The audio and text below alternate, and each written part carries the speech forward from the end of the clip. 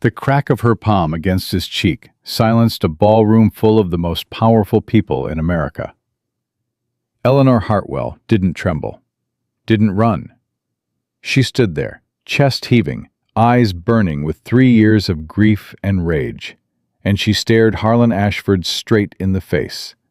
The man every senator, judge, and merchant in Philadelphia feared, and she did not look away. That slap cost her everything she had left, and it was the first moment in 3 years she had felt alive. If that moment just reached into your chest and grabbed hold. Stay with us. Subscribe to this channel and follow Eleanor's story all the way to the end, because I promise you, every single moment matters. Drop a comment right now and tell me what city you're watching from. I want to see exactly how far this story has traveled. The night of the Ashford Winter Gala had been circled on Eleanor Hartwell's calendar for 6 weeks. Not because she wanted to go.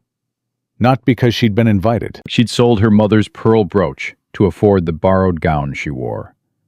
She'd gone without coal in her room for 2 weeks to save the carriage fare. She hadn't slept the night before. Lying awake in the cold of the narrow room she rented above a bookkeeper's shop on the worst street in Philadelphia, rehearsing every word she intended to say. She had one shot, one night, one room full of people who had the power to care. And in the center of that room stood the one man she had come to find. Harlan Ashford was easy to spot. He stood a full head taller than the men around him, broad-shouldered, dressed in black, a white cravat folded with military precision at his throat. He was laughing at something a senator was saying. The laugh didn't reach his eyes. Nothing ever did, from what Eleanor had heard. They called him the Iron Magistrate behind closed doors. The man who had sent 3 congressmen to prison and quietly ruined a 4th without ever raising his voice. The man whose approval a merchant needed before he could do business on half the eastern seaboard. The man who had signed the document that destroyed her father. Eleanor moved through the crowd without stopping. People stepped aside without knowing why. Something in her bearing, the straight spine, the steady eyes, the complete absence of social fear, cleared a path before she even reached for it. She stopped 3 feet from Harlan Ashford. He didn't see her at first. He was still half-turned toward the senator, bourbon held loose in his right hand, performing the particular kind of powerful man's ease that took decades to perfect. "Mr. Ashford," Eleanor said.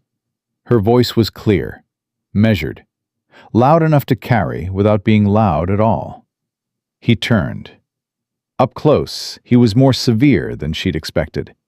The jaw sharper, the eyes darker, a gray so cold it was nearly colorless. He looked at her the way a man looks at a stranger who has interrupted something important, with a polished blankness that barely concealed impatience.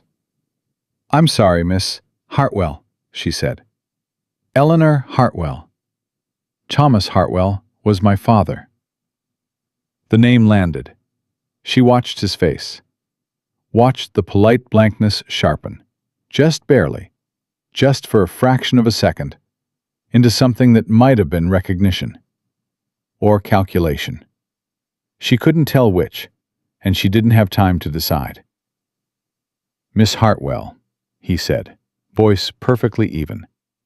"I'm afraid I don't believe we've been properly introduced." "You signed the commission," Eleanor said. 3 years ago. The fraud commission that condemned my father's mathematical models as fabricated. That got him stripped of his position at the university. That cost him his career, his reputation, his savings, every friend he had. She held his gaze without blinking. He died 14 months later, alone, in a room with no fire and no food, and no one left who dared call him a friend, because every one of them was afraid of what you might think. The room had gone quiet around them. Not silent. The orchestra was still playing at the far end. Conversations still murmured in distant corners. But every guest within 10 feet had stopped talking and turned, very slowly, to watch. Ashford set his bourbon on the tray of a passing servant. His eyes did not leave her face. "That is a very serious accusation, Miss Hartwell." "It is the truth, Mr. Ashford." "Your father was found by a committee of independent scholars." "A committee you appointed," she said.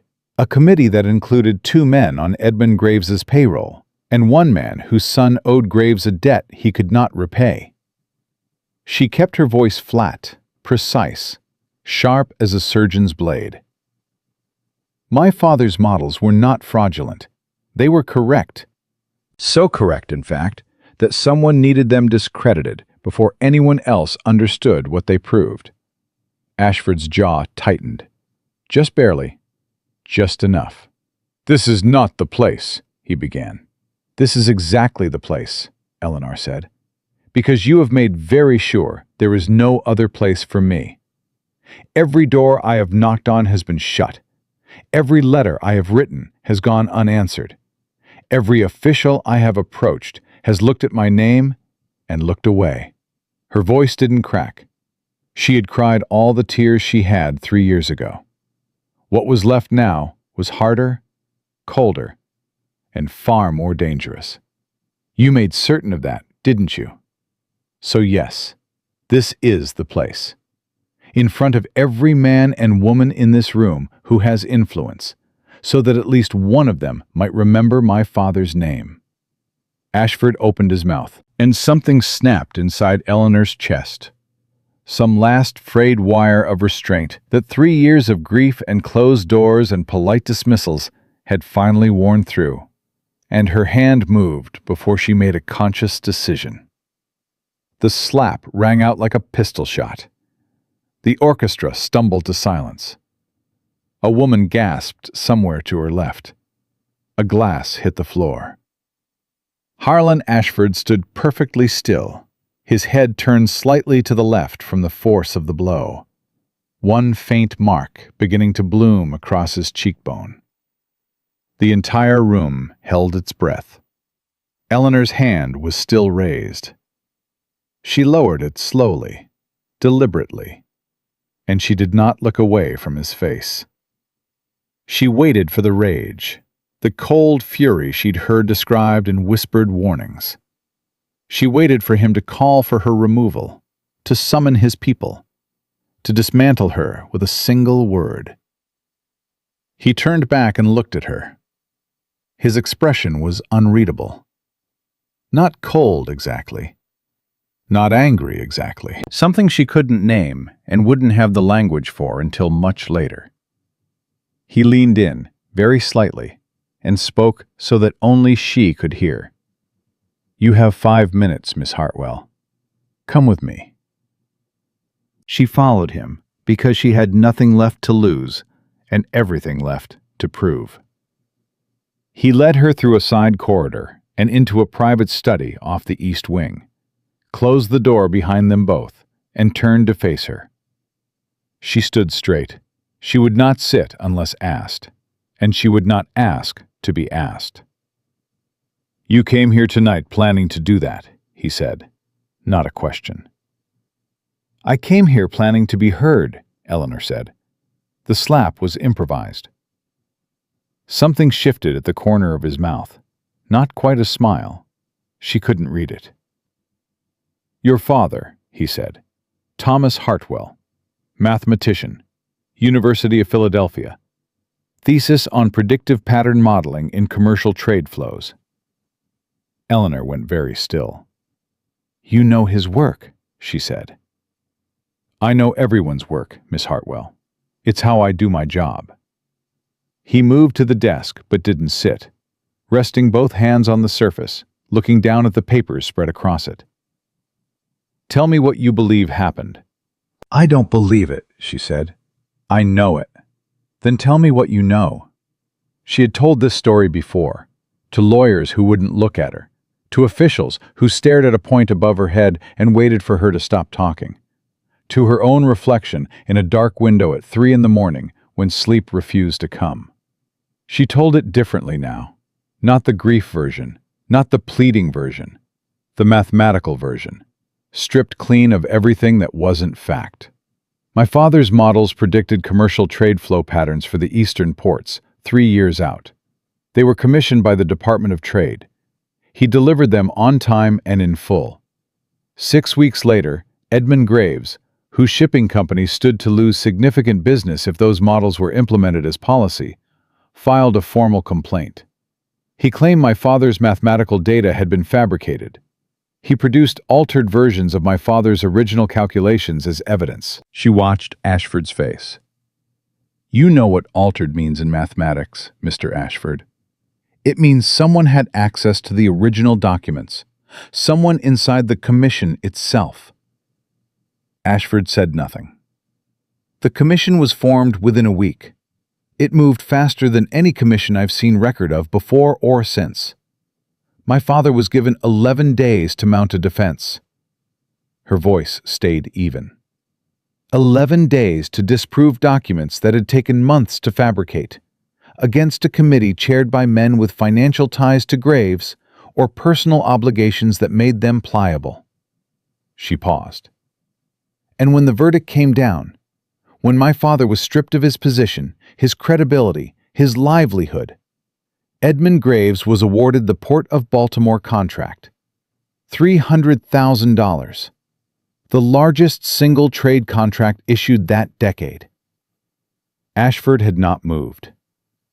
You have documentation, he said, of the financial ties. Some.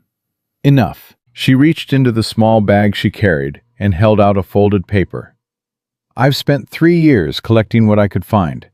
Bank records, correspondence, transfer documents.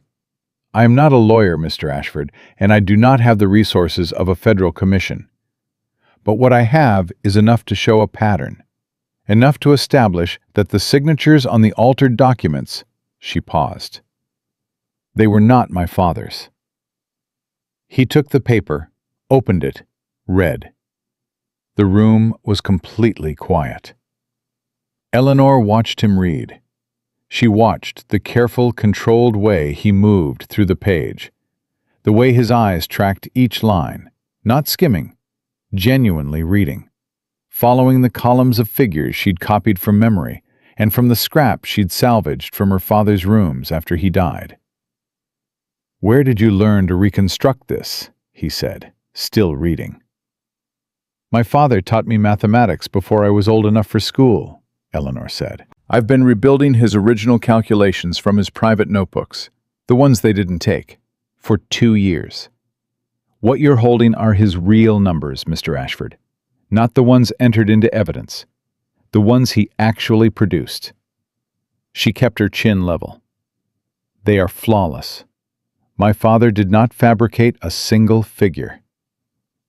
Ashford looked up. For a long moment, he said nothing. He looked at her the way a man looks at something he is trying to decide whether to trust. Carefully, without showing what he was deciding. You could have sent this to me, he said, through proper channels. I tried, Eleanor said. Twice. The first time my letter was returned unopened. The second time, I received a note advising me that pursuing this matter further would not be in my best interest. Something moved behind his eyes. Quick, gone before she could name it. That note, he said. Do you still have it? Every letter, every return, every door that was closed in my face. She held his gaze. I kept everything, Mr. Ashford, because I knew this day would come. And I knew I would need to be ready for the moment when someone finally decided to look. He set the paper down on the desk. You hit me in front of 200 people, he said. I did. That is going to make it very difficult for me to help you without appearing to be acting under duress. Eleanor went perfectly still. Help. He had said help, not dismiss, not deny, not threaten. Help. Are you saying you believe me? She asked. I'm saying your mathematics is sound, Ashford said. And I'm saying I want to see the rest of what you have. He straightened. I'm also saying this situation is considerably more complicated than you currently understand. If Edmund Graves falsified those documents, he did not do it alone. He did not do it without protection. I know that. Then you understand what it means to go after him. I understand exactly what it means, Eleanor said. It means going after the people who protected him. It means going after the commission. It means... She stopped. Let the silence say the rest. Ashford looked at her over the desk. It means going after me, he said flatly. The commission was yours, she said. It was. He said it without flinching. And if what you are showing me is accurate, if those signatures were forged, then someone used my commission to do it. Someone who had access. Someone I trusted. He paused. Someone I perhaps should have looked at more carefully. The silence stretched between them. Mr. Ashford, Eleanor said carefully, are you telling me you did not know? The question hung in the air like smoke from a spent cartridge. He looked at her with those gray eyes that gave nothing away, and somehow gave everything away at once.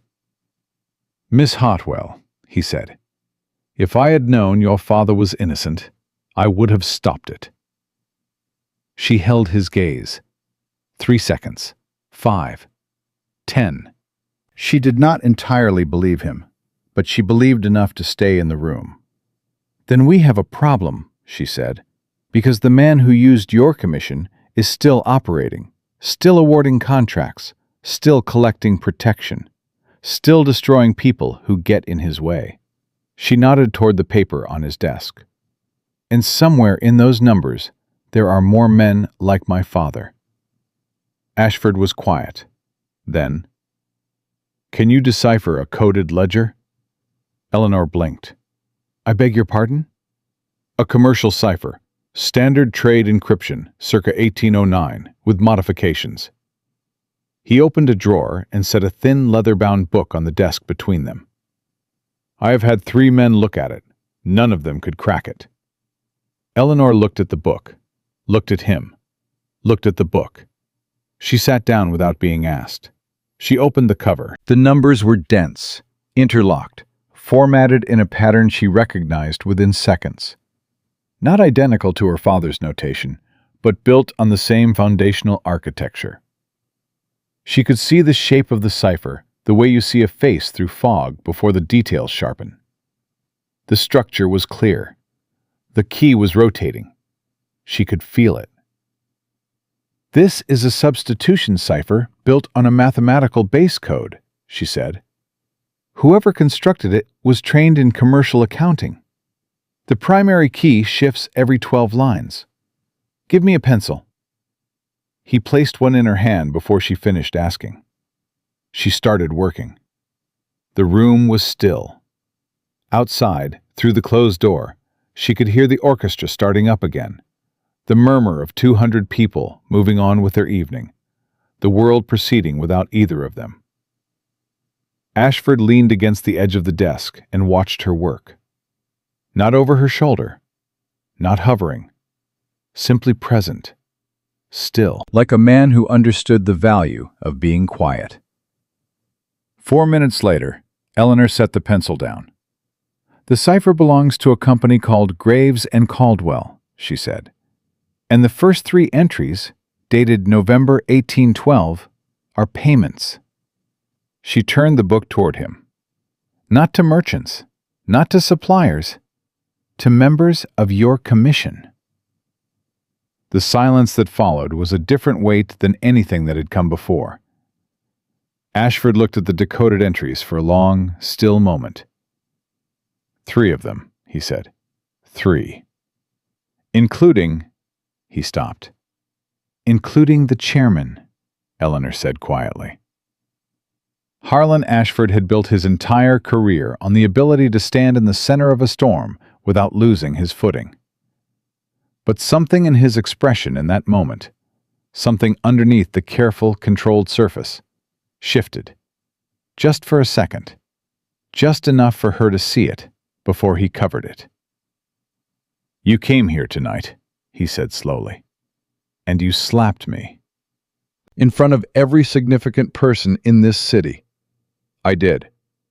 And then you showed me a decoded cipher implicating 3 men I trusted, in under 5 minutes. 4, Eleanor said. "It only took 4. He looked at her, and this time, the thing in his expression wasn't anger, and it wasn't calculation, and it wasn't the polished blankness of a man managing a difficult situation. It was something else. Something she didn't have a name for yet. "Miss Hartwell," he said, quietly, "I believe your father was innocent." The words hit her like something physical. She had been bracing for so long, against lawyers and locked doors and returned letters and the grinding, endless weight of being dismissed, that the plain weight of being believed was almost more than she knew how to carry. She breathed in, out. "Then help me prove it," she said. "Help me make it matter.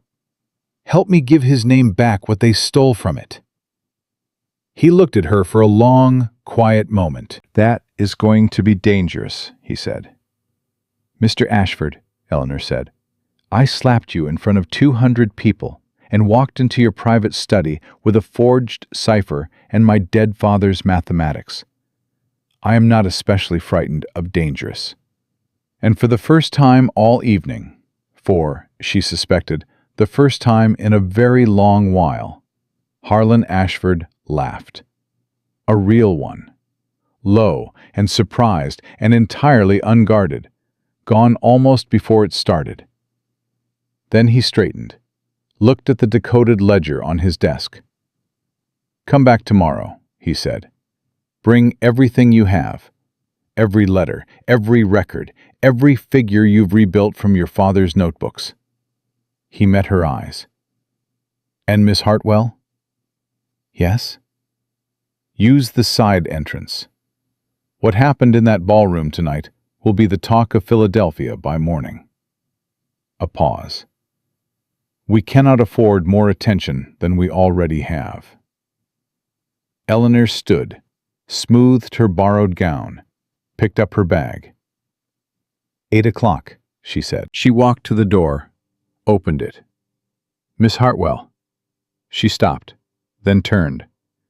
Ashford was still standing beside the desk, one hand resting on the decoded ledger, his gray eyes on her face.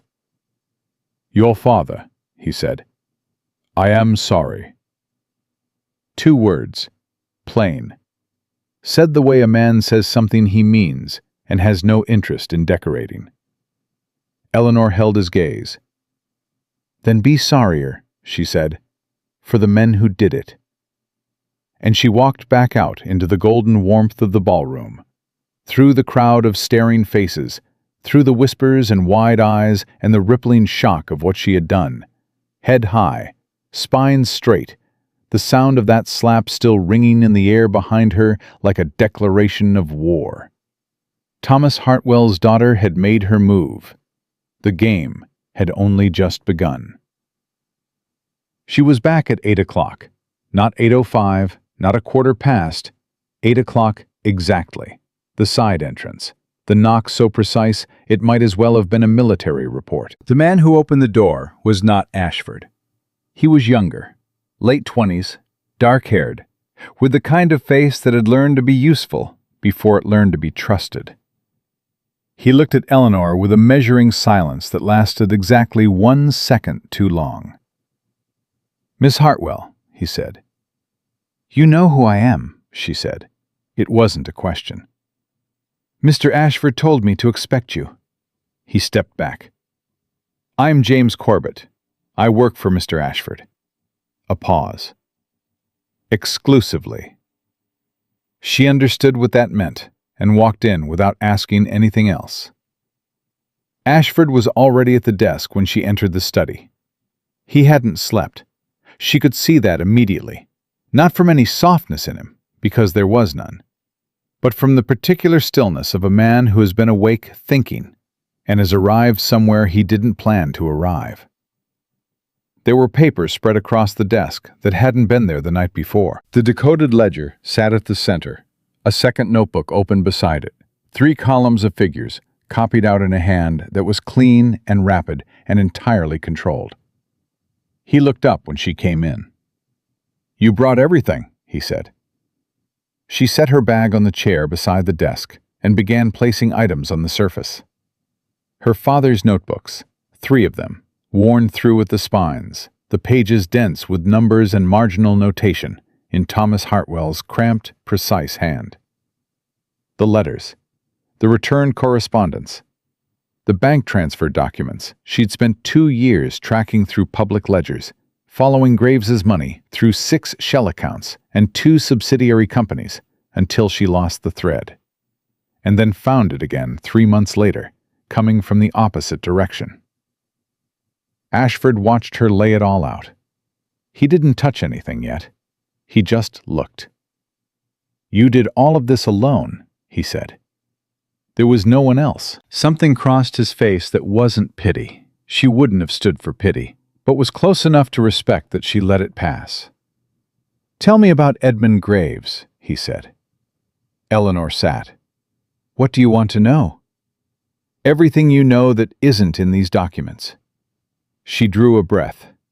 Graves built his shipping empire in Baltimore in the early 1800s. Legitimate at first, or mostly legitimate. He was smart, patient, and willing to wait longer than his competitors to collect what he was owed. By 1808, he controlled 3 major port contracts and had influence over 2 more through men who owed him money. She paused. "My father's models were a threat to that. The trade flow predictions. If the Department of Trade had implemented them as policy, the Eastern port contracts would have been restructured entirely. Graves stood to lose the Baltimore contract, potentially all of it." "So he destroyed your father before the models could be adopted," Ashford said. "He didn't just destroy my father," Eleanor said. "He used the commission, your commission. He used it like a weapon. And then he buried it so cleanly that no one ever looked back." She met his eyes. "Until now." Ashford leaned back. "Miss Hartwell, I need to tell you something, and I need you to listen to it before you react." "Go on." 3 men on that commission received payments from Graves. You decoded that last night. What you don't know, what I didn't know until 4 hours ago, when I pulled the original commission records, is that 2 of those men are dead. He held her gaze. The chairman died in 1813. Officially, fever. A second member died in a carriage accident last April. The room went very still. "And the third?" Eleanor asked. "Alive," Ashford said. "His name is Senator William Calder. He currently chairs the Senate Commerce Committee." He paused. "Which oversees the Department of Trade." Eleanor stared at him. "He was on the commission that destroyed my father," she said slowly. "And now he controls the department my father worked for." "He controls every trade contract on the Eastern Seaboard," Ashford said, "including the one Graves holds in Baltimore." The shape of it hit her all at once. The full architecture of what had been built. How perfectly interlocking it was. How thoroughly Graves and Calder had constructed a fortress out of the ruin of her father's life. She'd known it was big. She'd known it ran deep. She hadn't understood until right now exactly how deep. "They didn't just protect each other," she said. "They built a system." "A very effective one," Ashford said. "And, Miss Hartwell, they know you exist. Someone reported to Graves last night that a woman matching your description confronted me at the gala." He kept his voice level. "I received a note this morning. No signature. It advised me, very politely, to let sleeping matters rest." Eleanor's jaw tightened. They move fast. Men with that much to lose always do, he leaned forward, which means we have a very narrow window before they start moving to close it. She looked at the documents spread across the desk, at her father's notebooks, worn through at the corners from years of her hands moving over them in the dark. Then we stop waiting, she said. What do you need from me? Ashford reached across the desk and turned one of her father's notebooks to face her, pointing to a column in the margin. A series of secondary calculations her father had made. Notations she'd read 100 times without fully understanding their context. These numbers, he said, these aren't part of the trade flow models. Eleanor frowned. No, I thought they were test calculations, working figures. They're not. He set a page of his own notes beside the notebook. I ran them against the port ledgers from 1811 and 1812. Miss Hartwell, your father wasn't just building predictive models. He found something. In the existing trade records, something already wrong. Something that was already happening before anyone asked him to look. He met her eyes. I think he discovered Graves's operation before Graves came after him. I think that's what started this. The silence was absolute. He never told me, Eleanor said. The words came out smaller than she intended. He may not have known what he'd found, Ashford said. Or he may have been trying to protect you. She looked at her father's handwriting on the page. The cramped, precise, beautiful logic of it. The mind of a man who saw the world in patterns and trusted what the numbers told him. Who had taught her to do the same. Who had never, in her memory, told a single dishonest figure. She thought about him sitting alone with these calculations, following the thread, realizing what he was seeing. She thought about what it had cost him. He died not knowing anyone believed him, she said. Ashford said nothing. He let the silence hold what it needed to hold. Then, quietly, we are going to change that. It wasn't a comfort. It wasn't meant to be. It was something harder and cleaner. A statement of intent from a man who chose his words the way a carpenter chose his tools, precisely and without waste. Eleanor breathed in, breathed out, straightened her spine. Then show me what you found, she said. All of it. They worked for 4 hours without stopping. James Corbett brought coffee twice without being asked, and asked nothing himself. He moved through the study like a shadow that had learned to be useful, retrieving ledgers, replacing items on shelves, occasionally answering the door to receive something from a runner outside. Eleanor barely noticed him. She was deep inside her father's numbers, cross-referencing his marginal calculations against the port ledgers Ashford had pulled, building the picture piece by piece. What her father had found was this. Between 1810 and 1812, someone had been systematically inflating shipping weights on Baltimore port records. Not by much, never enough to trigger a formal audit, but consistently, methodically, enough to justify higher contract valuations on goods that didn't weigh what the records said they weighed. The inflation always benefited the same company, Graves and Caldwell. The same amounts, cycling through 6 different port officials, appearing in the ledgers as fees and corrections and adjustments. Bureaucratic camouflage, perfectly designed to look like noise. Her father had seen the pattern. He'd been too honest to ignore it, and too careful to misrepresent it. He'd started pulling the thread, and Graves had felt the pull and cut it before it went any further. The port officials, Eleanor said, without looking up from the ledger. The 6 who processed the inflated records. Are any of them still in their positions? 4 are, Ashford said. 1 retired, 1 dead, she said flatly. A pause. Yes. The pattern holds, she said. Anyone who knows too much either goes quiet or disappears. She looked up. Mr. Ashford, Graves has been doing this for years, decades possibly. My father was one incident among many. There are other ruined men in these records if we look. I know, Ashford said. Then we have to move before Calder knows what we have. Calder already suspects something, Ashford said. The note this morning was a warning, not a threat, which means they're uncertain. They don't know how much I have. They don't know about you. He paused.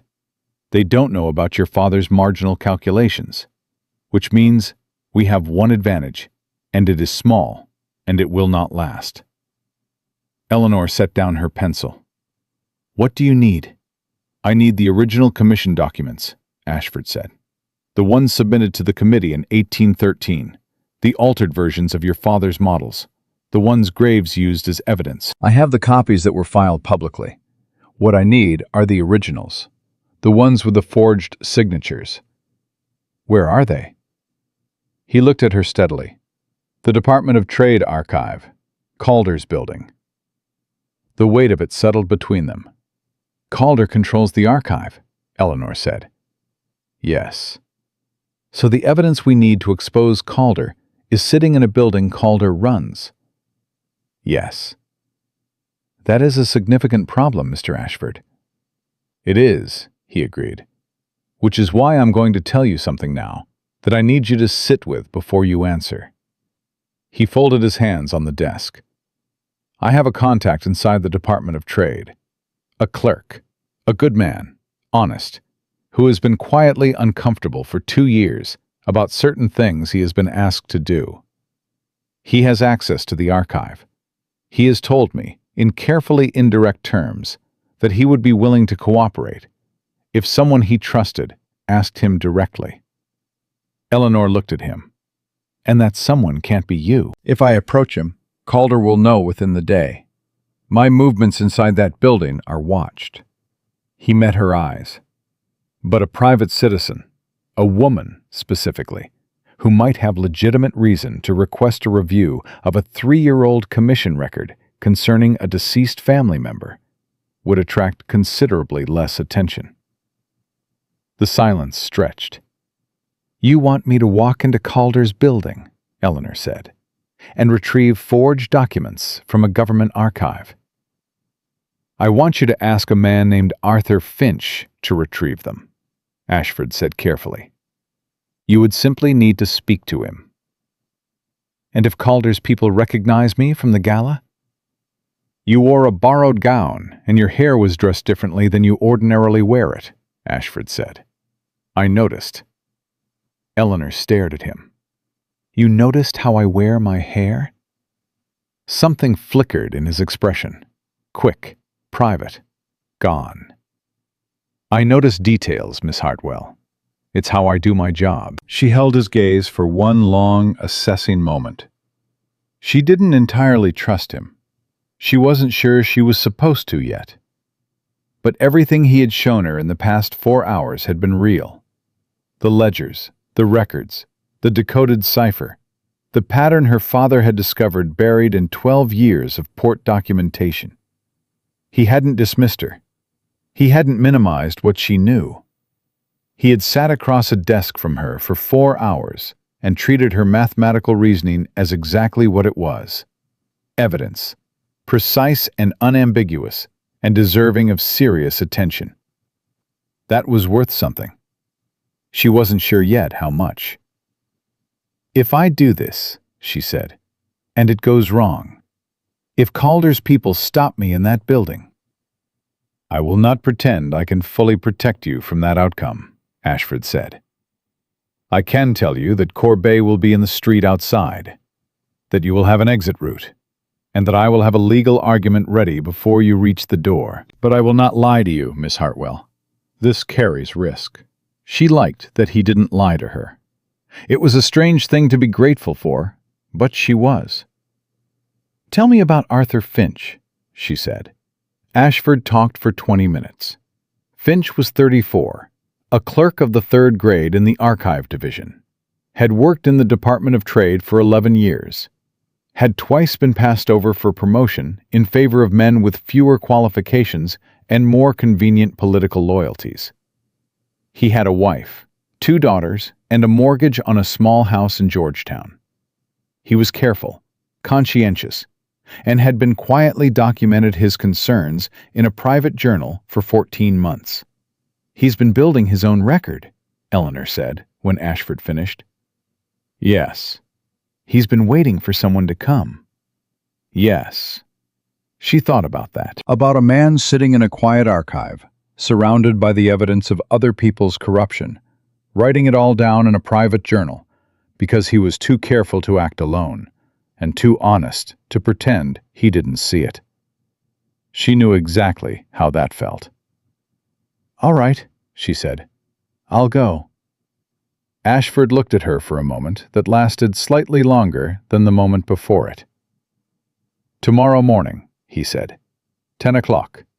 "Go to the public records window and request a review of Commission File 1813-7. That's the official reference for the original inquiry. Finch will be the clerk assigned to retrieve it. When he comes to the window—" "Give me a phrase," Eleanor said. "Something that tells him you sent me." Ashford picked up his pen, wrote 3 words on a card, and slid it across the desk. She read it, looked up. "Your father said this?" she asked. "To me," Ashford said. "In 1809. It was—" He stopped. "We knew each other, briefly, before the commission. He consulted on a cipher I was working on for the War Department. He was—" A pause. Something in his voice changed, just barely. "He was an extraordinary man, Miss Hartwell." Eleanor looked at the card in her hand. He had known her father. He had sat in a room with Thomas Hartwell, listened to him talk, learned something from him.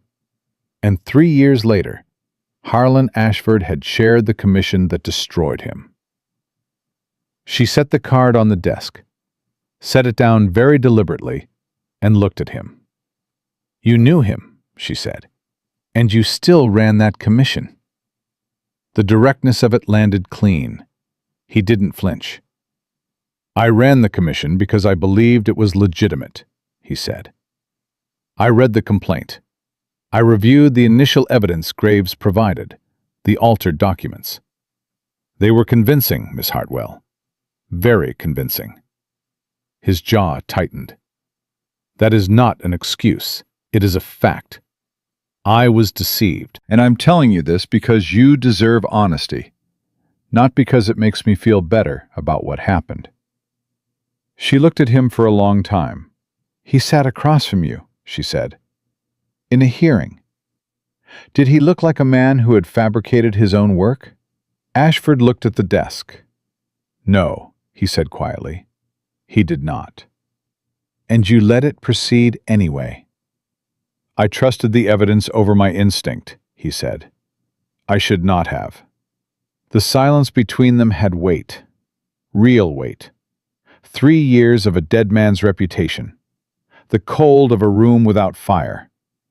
A daughter who'd sold her mother's brooch to buy a borrowed gown so she could walk into a ballroom and fight for a name that had already been buried. "My father trusted the system," Eleanor said.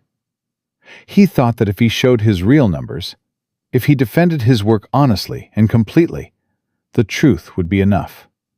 She picked up the card, held it. "He was wrong, because the system had already been told what verdict to reach." "Yes," Ashford said. "Don't let that happen again," she said. "Whatever we find in that archive, whatever Finch brings us, it does not go through official channels until we are absolutely certain those channels are clean. Not through Calder, not through anyone Calder can reach." She met his eyes. "We do this right, or we don't do it." He held her gaze. "Agreed," he said. She stood, put the card in her pocket, began gathering the notebooks. "Mr. Ashford." He looked up.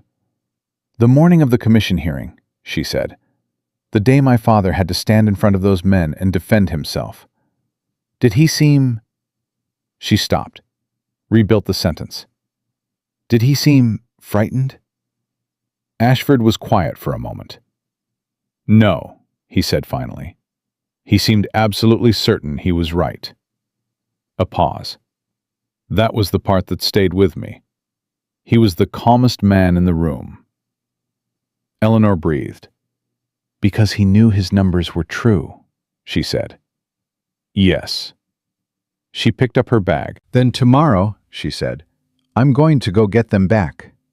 She was nearly to the door when Corbett appeared from the corridor, and something in the way he moved, quick, controlled, too controlled, stopped her before he said a word.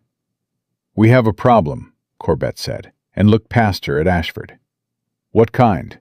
Ashford said. Senator Calder's carriage was spotted on this street 20 minutes ago, Corbett said. It circled twice. It did not stop. He paused. He knows Miss Hartwell came here this morning. The air in the room changed. Eleanor looked at Ashford. Ashford looked at Corbett.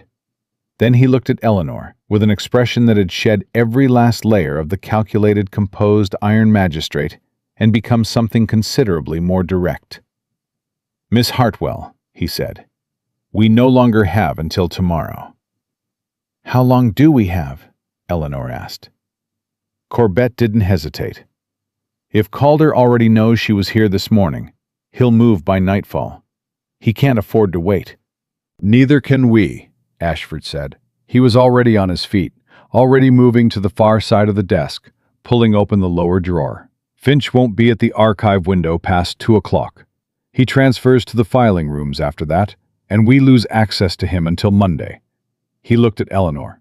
It is currently 11:30. Eleanor did the arithmetic without being asked. That's 90 minutes. 85, Corbett said. She looked at the two men, one steady and coiled, the other thinking at speed behind a face built for concealment, and made her decision in the span of a single breath. Then stop explaining and start moving, she said. What do I need? Ashford pulled a folded paper from the drawer and crossed to her. The official request form. Already filled out in your name. I prepared it this morning in case we needed to move faster than planned. All you need to do is sign it. He laid it on the desk and placed a pen beside it. Your reason for the records request is listed as a family estate matter. Review of a deceased relative's professional commission record. It's legitimate, it's boring, and it gives no one a reason to look twice. Eleanor signed without reading it through. She trusted the math. She trusted the logic. If he'd wanted to trap her with a document, he'd had better opportunities. The phrase on the card, she said. Finch will know it came from you. He'll know, Ashford said. He's been waiting 14 months for someone to say it. Corbett was already at the door. I'll bring the carriage to the north alley. Miss Hartwell, you'll want to remove your outer coat. Different silhouette. Anyone watching from the street this morning saw the green wool. She pulled it off without argument and handed it to him. He took it with the efficiency of a man who had run field operations before and knew better than to comment on the inconvenience. 3 things, Ashford said, and his voice had shifted. Stripped down, direct, no ornamentation at all. First, if anyone at the window questions you, you answer exactly what's on the form and nothing more. Do not volunteer, do not explain. Second, when Finch comes to the counter, say the phrase and then wait. Let him lead. He will know what to do. He paused. Third, if anything feels wrong, if anyone approaches you who shouldn't, if there is any pressure, any delay that doesn't make sense, you leave. You walk out. You do not wait to find out what it means. And the documents? Comes second, he said flatly. You come first. She looked at him. The words had been precise and without sentiment, which was exactly why they landed the way they did. Like something he meant, rather than something he'd calculated for effect. I'll be fine, she said. I know, he said. Go. She went. The Department of Trade building on Market Street was exactly what it had been built to project: solid, imposing, and entirely indifferent to the individual human beings who passed through its doors. Eleanor walked in without slowing, without looking up at the columns or the seal above the entrance, without doing anything that marked her as anything other than a woman with a form and a legitimate purpose, and 11 years of practice at being underestimated. The public records window was at the far end of the main corridor, staffed by a heavy-set man with ink stains on his right hand, who looked at her request form with the studied blankness of a clerk who had reviewed 10,000 forms and found none of them particularly interesting. "Commission File 1813-7, he said. "Estate review. This'll take a few minutes. We'll call you."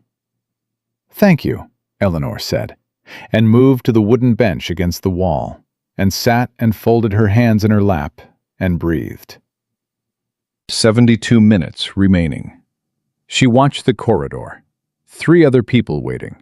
A merchant, from the look of him, impatient in the particular way of men who thought their time was more valuable than anyone else's. A young clerk from some other office, fetching something routine. An older woman in a gray dress who looked like she'd been waiting longer than the rest of them and had made peace with it. Nothing out of the ordinary. Which was, she knew, exactly when things went wrong. 12 minutes passed. Then the counter clerk called her back, and behind him, emerging from the archive corridor with a file box tucked under one arm, was a man she had never seen but recognized immediately. From Ashford's description, from the particular quality of his caution, from the way he looked at her with eyes that were careful and tired and quietly, desperately hoping. Arthur Finch. He set the box on the counter between them. He was perhaps 35, brown-haired, unremarkable in every external way, which Eleanor suspected was something he had cultivated deliberately. He looked at the form she'd signed. He looked at her. "Miss Hartwell," he said quietly, "this is Commission File 1813-7.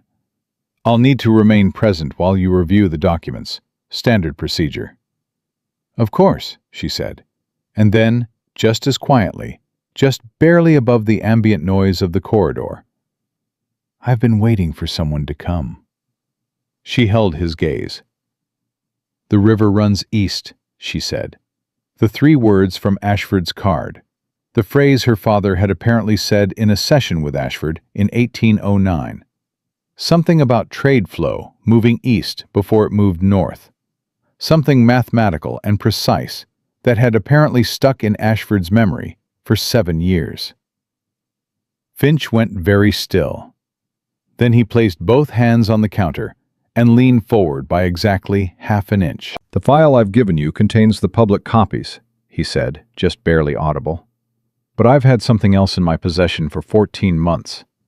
Something I found in the restricted archive when I was doing a routine cross-reference last spring." He paused. "I didn't know who to bring it to. I was afraid of getting it wrong, of going to someone who was already part of it." "What did you find?" Eleanor asked. "The originals," Finch said. "Your father's original submissions. The unaltered calculations. They should have been destroyed. I don't know why they weren't. But they're there, filed under a misfiled reference number, sandwiched between 2 unrelated documents from 1809, as if someone hid them in a hurry and ran out of time to finish." His voice was steady, but his hands were not entirely. "And there's something else. Attached to the back of the original submission. A letter. Handwritten. Not signed." He met her eyes. "But the handwriting matches every other document in that file that came from the same source." Eleanor kept her face perfectly still. "Edmund Graves?" "Not Graves," Finch said. The world tilted, very slightly. "Then who?" she asked. He said the name, and for the first time since she had walked into the Ashford Gala 6 weeks ago, For the first time since she had stood over her father's grave in the January cold and promised him she would find the truth, Eleanor Hartwell did not know what to do with what she had just been told. Because the name Arthur Finch had spoken was not Edmund Graves. It was not Senator Calder. It was not any of the 3 commission members whose corruption she and Ashford had spent 2 days mapping. It was Ashford's uncle, Richard Ashford, former Secretary of State. Harlan Ashford's father's older brother, the man who had appointed Harlan to his first federal post at 26, who had built the framework of the career that made Harlan Ashford what he was. The man who had died in 1814, peacefully, celebrated, with a bronze plaque in the Capitol Rotunda and 2 streets named after him in Philadelphia. "That's not possible," Eleanor said. Her voice came out flat, which was the only thing she had control over in that moment. "I thought the same thing," Finch said. "I checked the handwriting 4 times, against every document in that archive with his signature on it. There is no question." He reached under the file box and produced a thin envelope, folded, plain, worn at the edges from months of being hidden and retrieved and hidden again. "It's all in here. The originals, the letter, and a secondary document, a financial record dated 1812, that shows a payment from Graves to an account that I traced to Richard Ashford's estate." Eleanor took the envelope. She held it in both hands and looked at it and understood what she was holding. Not just evidence, the full truth of what had happened to her father, which was also the full truth of how Harlan Ashford had gotten where he was, built on a foundation he had never known was rotten. "Mr. Finch," she said, "how long have you had this?" "Since March of last year." "And in 14 months, you told no one?" "No one I trusted," he said quietly. "No one I was certain wasn't part of it." She looked at him. "Are you certain now?" Finch looked at the envelope in her hands, at the worn edges where his anxiety had worn through the paper over 14 months of silence. "I'm certain enough," he said. "I'm certain I can't keep sitting in that archive knowing what I know and doing nothing about it." She put the envelope inside her coat. "Mr. Finch," she said, "go home tonight. Do not come in tomorrow. Tell your wife you're unwell. Take your daughter somewhere you feel safe and stay there until you hear from me." He blinked. "Is it that serious?" "Calder knows something is moving," she said. "He doesn't know how much yet, but he's going to start pulling threads by tonight, and if he finds yours—" "He already looked at me once," Finch said, very quietly. 18 months ago. Had his man ask me about a discrepancy in the archive. I acted stupid. He believed it." A pause. "I don't think he'll believe it twice." "Then don't give him a second chance," Eleanor said. "Go." He went. She picked up the file box, returned it to the counter clerk with a polite thank you and a complaint about the handwriting being too faded to be of much use to her estate matter, and walked back down the corridor and out the front door and into the gray Philadelphia November air. She did not run. She walked. She counted her breaths. She made it half a block before Corbett materialized from a side street and fell into step beside her without a word. "We need to go," she said. "Ashford's waiting," he said. "Good," she said, "because what I'm carrying is going to change everything he thinks he knows." She told him in the carriage. All of it. Finch, the envelope, the originals, the letter. Richard Ashford's name on the handwriting. She watched Corbett's face as she laid it out, piece by piece.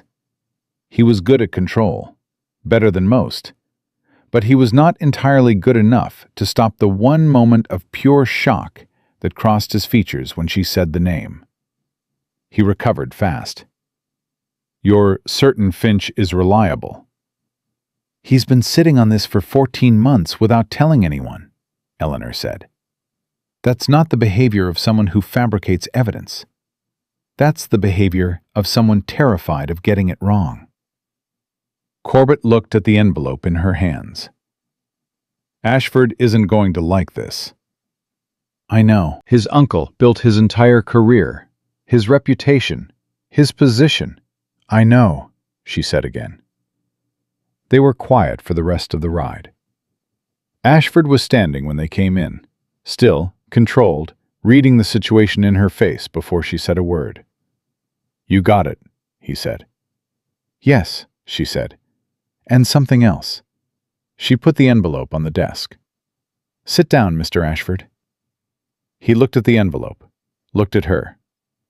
"I'll stand." "Sit down," she said, and her voice was the particular quiet of someone who is being kind in the hardest possible way. He sat. She told him. She told him plainly and completely, without ornament, the way she would have delivered a mathematical proof. The evidence first, the supporting documents second, the conclusion last. She watched his face through all of it. She watched the careful control hold, and hold, and hold. And then, at the moment she said his uncle's name, she watched something underneath all of that control crack. Not shatter, not collapse, but crack. A single fault line running through granite. When she finished, the room was entirely still. Ashford looked at the envelope on the desk. He did not touch it. "Richard Ashford," he said. "Yes." "My father's brother." "Yes." "The man who gave me my first appointment," he said. "Who testified before Congress 3 times on the integrity of federal commission processes." He stopped. "Who I have used as the standard of what this work is supposed to look like." Eleanor said nothing. There was nothing to say that the silence wasn't already saying. Ashford reached out and picked up the envelope. He opened it. He looked at the originals, her father's unaltered calculations, clean and precise and flawless, exactly as they had been submitted in 1812, before someone touched them. He looked at the letter. He read it slowly, twice. He set it back on the desk. "The handwriting," he said. "You're certain it's Richard's?" "Finch cross-referenced it against 12 other documents," Eleanor said. "I would like the opportunity to cross-reference it myself against anything you have with his signature. But based on what I've seen—" "Yes," Ashford said quietly. "I recognize it too." The words fell into the room like stones into water. Eleanor looked at him, at the man across from her who had, in the past 48 hours, been methodically dismantled. First his commission, then his trusted colleagues, and now the foundation under the foundation. The man whose career had been constructed on the approval of a man who had used that same career as convenient cover for something monstrous. "Mr. Ashford," she said carefully, "are you all right?" He looked up at her, and for a moment, one brief, unguarded moment, he looked like a man standing in the ruins of a building he'd thought was solid, looking at the rubble and trying to understand which walls were still standing. "No," he said. Then, "But that's not the relevant question." "What is?" she asked. "The relevant question," he said, and his voice had gone very quiet and very steady, "is whether Graves and Calder know that Richard Ashford's name is in those documents. And if they do, whether they've been keeping it as insurance." He stood. "If they have proof that my uncle was involved, they can use it against me. They can make it look like I knew, like I ran the commission to protect my own family." He looked at her. "That would not just end this investigation. It would end everything. And it would bury your father for the second time." Eleanor felt the full weight of it settle across her shoulders. She had walked into this expecting to fight Edmund Graves and a corrupt commission. She had not expected to find herself standing in the ruins of Harlan Ashford's family legacy, holding evidence that could either free her father or destroy the one man who had the power and credibility to help her do it. "Then we have to move before they do," she said. "Graves has a meeting with Calder on Thursday," Corbett said from the doorway. He had been there long enough that they'd both forgotten to account for him. "I've known about it for a week. Didn't know what it was about until now." He looked at Ashford. "If they're planning to use the Richard Ashford connection as a weapon, Thursday is when they'll decide to do it."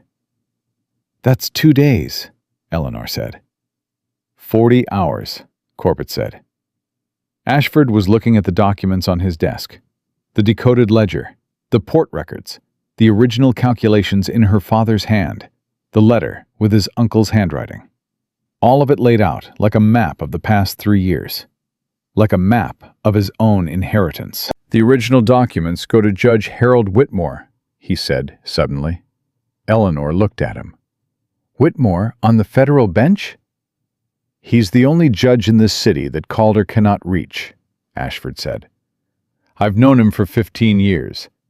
He was the one man who questioned the speed of the 1813 Commission at the time. He was overruled. If I go to him tonight, in person, with the originals and the cipher and the payment records—" "He'll open a formal inquiry," Eleanor said. "He'll open a sealed formal inquiry," Ashford said. "One that Calder cannot see until it's already moving. One that takes the evidence out of this study and into a protected legal framework before Thursday morning." He looked at her. "It means going public, Miss Hartwell. Once Whitmore moves, it moves. There's no pulling it back." "I don't want to pull it back," she said. "It will expose my uncle," he said, posthumously. "Everything he built, the reputation, the legacy—" "Everything he built was built on my father's ruin," Eleanor said. Her voice was not angry. It was just true. "My father's name and your uncle's name cannot both be clean, Mr. Ashford. One of them is going to be cleared, and one of them is going to be what they actually were. And I think you know which is which." He held her gaze for a long moment. "Yes," he said, "I do." He picked up the envelope. He looked at the documents inside it one more time. Then he closed it. "I'll go to Whitmore tonight," he said. "Corbett, I need a secure route. No street that Calder's men watch." He looked at Eleanor. "You need to go somewhere safe. Not your room. They may know it already. Do you have family in the city?" "An aunt," Eleanor said, "in Georgetown." "Go there. Tell no one else. Stay until I send word." He picked up his coat, paused, turned back to her. "Miss Hartwell." She looked at him. "Your father's calculations," he said. "The originals, the real ones. They were exactly as you said. Every figure, absolutely flawless." He held her gaze. "He was right. He was right about all of it. And I am going to make certain, before this is done, that every person in this city knows it." Eleanor breathed. In, out. One full breath, which was all she allowed herself. "Then go," she said, "before they get to Whitmore first." He nodded once and walked out. Corbett followed. Eleanor stood alone in the study for 10 seconds. 10 seconds of absolute quiet in the middle of the most dangerous 40 hours of her life. And then she picked up her coat and her bag and her father's notebooks, and she walked out too. She was halfway down the corridor when she heard it. A sound from the front of the house, too quick and too heavy to be domestic. A door. Multiple sets of footsteps. Voices at a register that was neither a servant's nor a visitor's. She stopped. Corbett appeared from the side passage, moving fast, and his face told her everything before his mouth opened. "They're not waiting for Thursday," he said. "Calder's men?" 4 of them. He took her arm and turned her the other direction. They have a warrant. For what? For the documents, he said. Someone inside this house told them what we have. Eleanor's blood went cold. Ashford. Already out the back, Corbett said. He took the originals. He got out. He pulled her around a corner. But they know you're here, Miss Hartwell. Someone described you. A pause. Someone who was in this study today. She ran through the morning in her mind. Fast, precise, ruthless. The coffee, the papers, the door answered twice by a runner from outside. One person she had not accounted for. She looked at Corbett. Was it you? She asked. He looked at her, and what she saw on his face in that moment was not the look of a guilty man. It was the look of a man who understood exactly why she'd asked, and was not offended by it. No, he said. Then who? The runner, he said. The boy who brought the port ledgers this morning. He wasn't mine. 3 seconds of silence. Graves has someone in Ashford's household, Eleanor said. Had, Corbett said. We won't make that mistake again. He opened a door to a back staircase. But right now that is not the problem. The problem is getting you out of this building before those 4 men reach this corridor. He looked at her. Can you run? Eleanor Hartwell straightened her spine. She picked up her father's notebooks and tucked them under her arm, and looked at James Corbett with the particular expression of a woman who had been running for 3 years and had no intention of stopping now. I was born running, she said. Lead the way. They made it out through the back staircase and into the alley before the 4 men reached the 2nd floor. Eleanor didn't look back. She'd learned early, 3 years ago, the morning after her father died, when she'd walked out of his empty room carrying nothing but his notebooks and the cold certainty that the world was not going to fix itself, that looking back cost you the step that kept you ahead. She ran. Corbett ran beside her.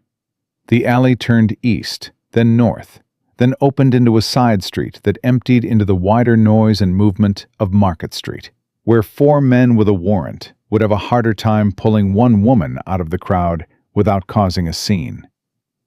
She slowed to a walk. Corbett matched her. Your aunt, he said, breathing controlled. Georgetown. What's the address? She gave it to him. I'll get a message to Ashford, he said. He needs to know Graves has someone inside the household, and he needs to know they moved tonight instead of Thursday, which means they're afraid, which means they know how much trouble they're in. He glanced at her. That's actually good news. Desperate men make mistakes, Eleanor said. Desperate men also stop being careful, Corbett said, which cuts both ways. She knew that. She held her father's notebooks tighter against her ribs and kept walking. Her Aunt Margaret Hartwell lived in a narrow brick house in Georgetown that smelled of dried herbs and old books, and the kind of stubborn warmth that only comes from a woman who has refused to be cold on principle for 62 years. She opened the door before Eleanor knocked, which meant she'd seen her coming through the window, which meant she'd been watching for trouble without being told to expect it. Come in, her aunt said. Not a question, not a greeting, just a door opened wide and a lamp already lit and tea already poured, because Margaret Hartwell had been managing crises her entire life and saw no point in theatrics. Eleanor came in and sat down and was briefly, terribly grateful for the particular safety of being somewhere that asked nothing of her. Your father's business, her aunt said. Not a question either. It's bigger than we thought, Eleanor said, and it's moving fast. Margaret sat across from her and folded her hands and listened. Eleanor told her, less detail than she'd given Ashford, more than she'd given Corbett, and her aunt listened with the specific quality of attention that had always made Eleanor feel, even at the worst moments, that she was being genuinely heard. When she finished, Margaret was quiet for a moment. "This man Ashford," she said. "You trust him?" "I'm learning to." "That's not the same thing." "No," Eleanor said, "but it's what I have." Her aunt looked at her for a long moment, with the particular expression of a woman who has watched someone she loves walk into danger enough times to know that talking them out of it is not the point. "Then you'd better be right about him," Margaret said, and poured her more tea. The message from Ashford came at 9:30 that night. Corbett delivered it himself, which told her something. Ashford trusted no runner now, no one he hadn't personally accounted for. The note was short and entirely in cipher, which told her something else. She decoded it in 4 minutes at her aunt's kitchen table, using the substitution key Ashford had given her that morning. "Whitmore has the documents. Inquiry opened. Sealed until Friday. Graves was warned. Move came from inside Commerce Committee. Calder tipped him. They will try to discredit the originals before Friday. Need the cipher ledger testimony confirmed by independent source. Meet me tomorrow, 6 o'clock. Corbett knows where." Eleanor read it twice. Then she looked at Corbett, who was standing by the door with the patience of a man who had learned that the people worth working for needed a moment to think. "They're going to try to say the originals are fabricated," she said. "If they can plant doubt about the documents before the inquiry opens formally, Whitmore's hands are tied," Corbett said. "A sealed inquiry that can't produce unimpeachable originals is just a sealed inquiry. It goes nowhere." "So they don't need to beat us," Eleanor said. "They just need to muddy the water enough that nothing sticks."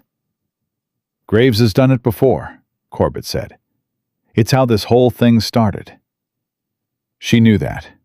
She felt the nausea of it. The particular sick recognition that they were in danger of watching the same machinery grind through the same motions and produce the same result. Evidence dismissed. Record sealed. Name buried. Not again. Not while she was breathing. "Who's the independent source?" she asked. "The one Ashford needs to confirm the cipher ledger." Corbett looked at her steadily. "There's a man. Former East India Company accountant. Worked the Baltimore port records from 1809 to 1813. He was the one who first noticed the weight inflation, before your father did. He reported it internally. Was told to leave it alone. He left it alone, and left the company 6 months later." A pause. "His name is Samuel Greer. He lives in Baltimore." "He can confirm the pattern in the ledgers," Eleanor said. "He can confirm it in a way that has nothing to do with you or Ashford or your father, which means Graves can't dismiss it as motivated testimony," Corbett said. "Whitmore needs a witness with no stake in the outcome. Greer is the closest thing we have." "Baltimore is 4 hours by Post Road." 3.5 if the weather holds," Corbett said. "We'd need to leave by 4 in the morning to reach him, convince him, and be back before the situation here deteriorates past the point of usefulness." Eleanor looked at her aunt, who had been listening from the kitchen doorway, with an expression of complete composure. "I'll have you up at 3:30, Margaret said, and went back to her herbs. They left at 4. Corbett drove. Eleanor sat inside the carriage with her father's notebooks and the decoded cipher and the cold, particular clarity of a woman running on 2 hours of sleep and the knowledge that the next 18 hours would determine everything. She thought about what Ashford had said the night before. Your father's calculations were flawless. She turned the sentence over in her mind, the way you turn something over that you're still learning the weight of. She had always known her father was right, but knowing it alone, in the cold of her rented room, with the door closed and no one listening, was a different thing from hearing it said plainly by the man who had chaired the commission that destroyed him. She was still thinking about it when Corbett's voice came from the front. "Someone's following us," he said. Eleanor didn't move. Since when? Since we left Georgetown, they've stayed back. Professional distance. Single horse, fast enough to keep pace. Graves's men? Could be Calder's, Corbett said. Could be one of Whitmore's, making sure we're not meeting anyone we shouldn't.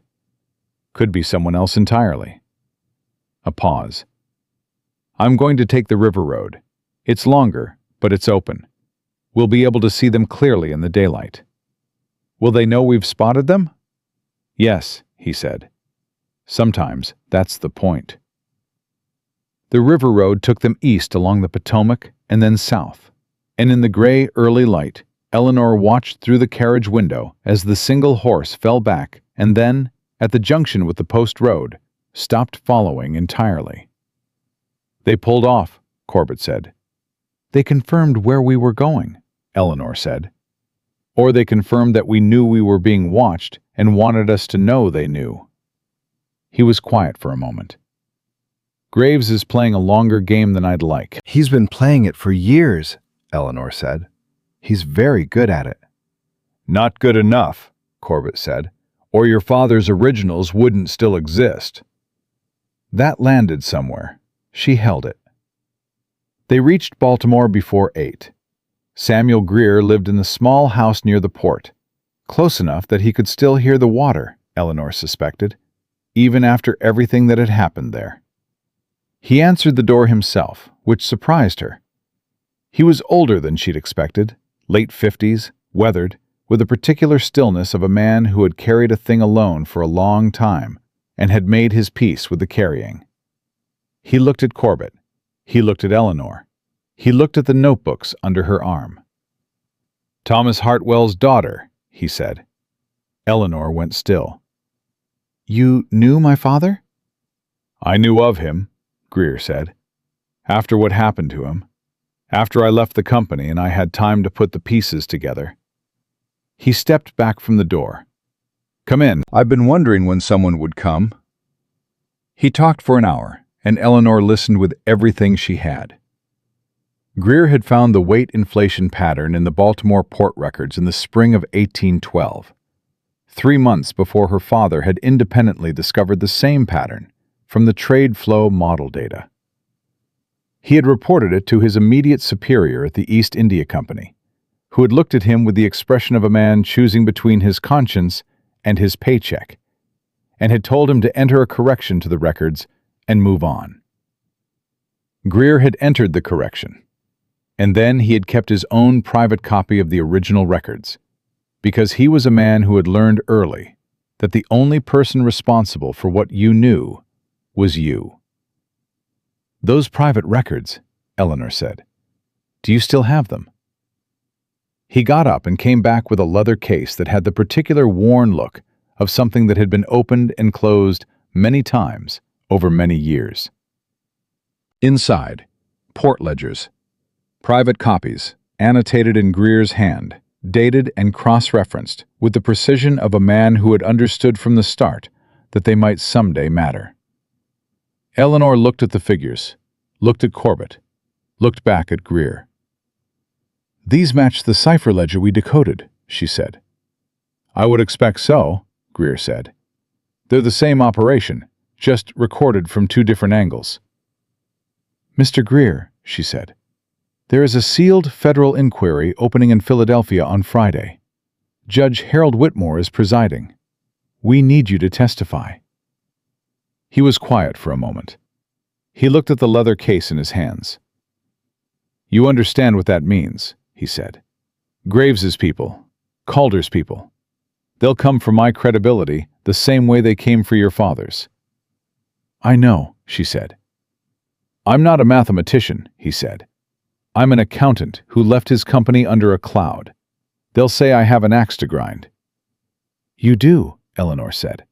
So do I. But the records don't. She leaned forward.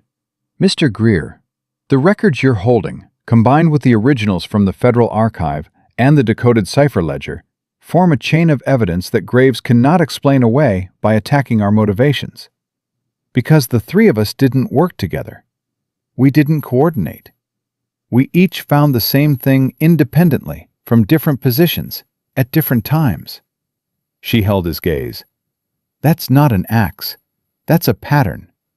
And patterns are what courts are supposed to pay attention to. He looked at her for a long moment. Your father, he said. Was he a stubborn man? Relentlessly, she said. He almost smiled. That tracks. He closed the leather case. All right, Miss Hartwell. I'll testify. They were back in the carriage and moving north within the hour. Corbett drove fast. Eleanor sat with the knowledge of what they'd just secured and let herself feel, for exactly 3 minutes, something close to relief. Then the carriage stopped. Not gradually. Not the normal slowing of a driver reading the road. A hard stop, controlled. Corbett's particular kind of halt that meant something was wrong in front of them, not behind. What is it? She called. Roadblock, Corbett said. 2 men. Federal badges. Eleanor's blood went cold. Whitmore's? Wrong insignia, Corbett said. Commerce Department. Calder. Calder's men, with federal authority borrowed from a Senate committee chairmanship, on a road that should have been routine. Which meant Calder had known they were going to Baltimore. Which meant the rider who'd followed them out of Georgetown hadn't pulled off because they'd been spooked. They'd pulled off because they'd already sent word ahead. The carriage door opened.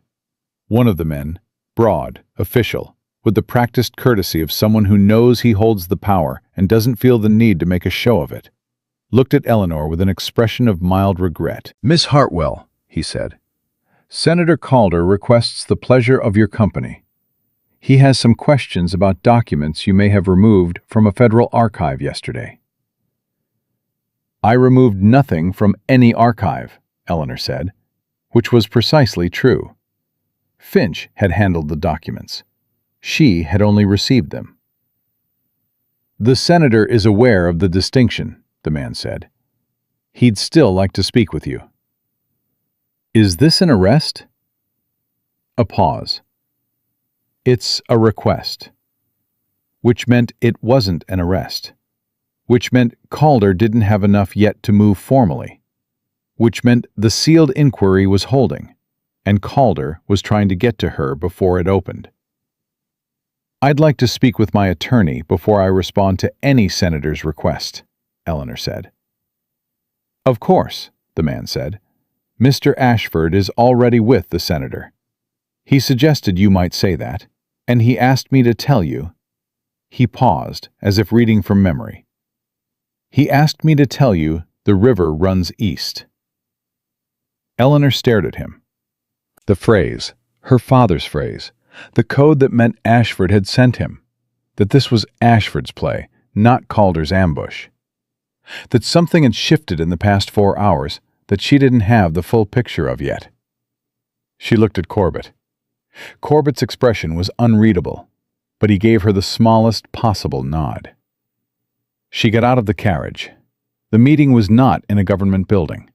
It was in a private house 6 blocks from the Commerce Department.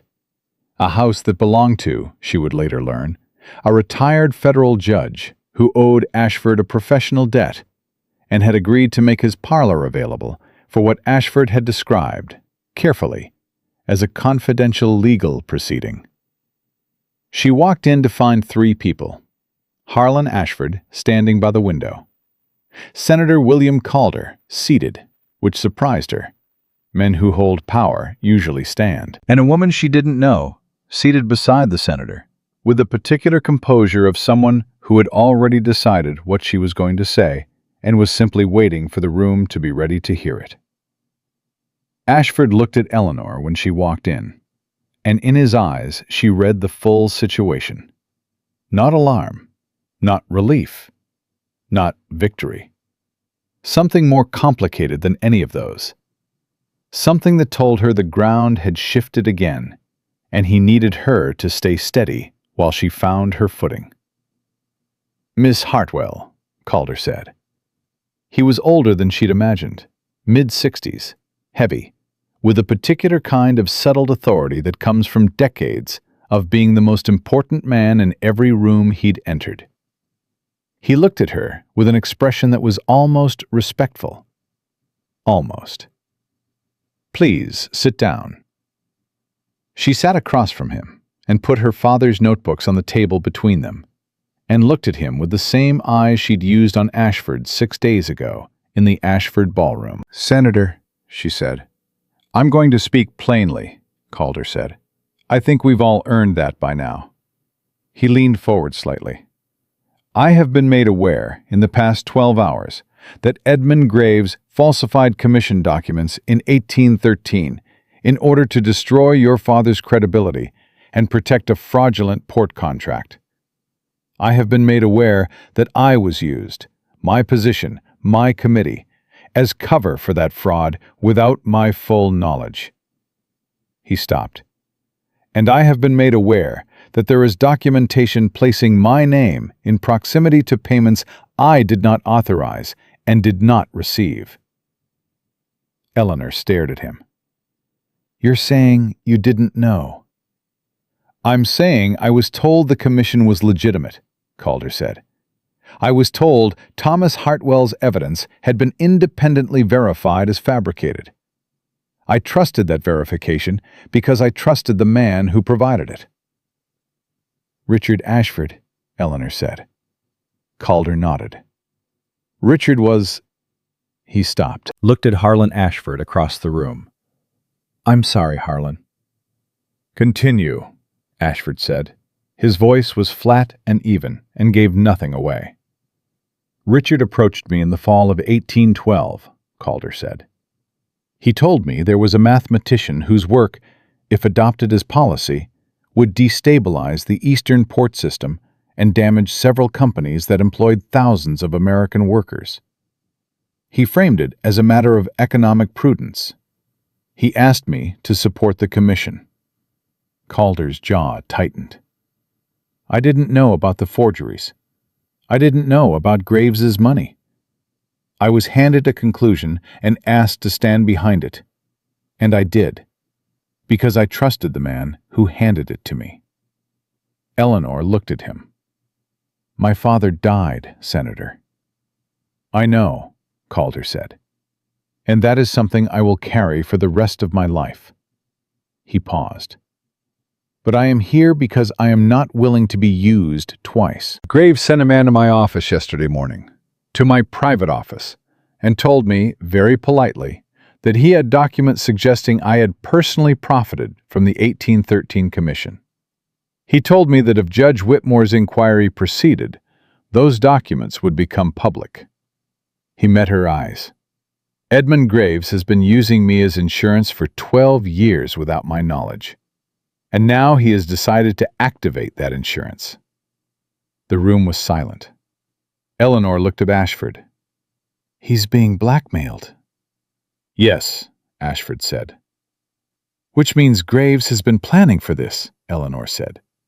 "He built false evidence against Calder, the same way he built false evidence against my father. He's been collecting leverage on everyone who knew anything, keeping it filed away in case he ever needed it." "That is Edmund Graves' entire business model," Ashford said quietly.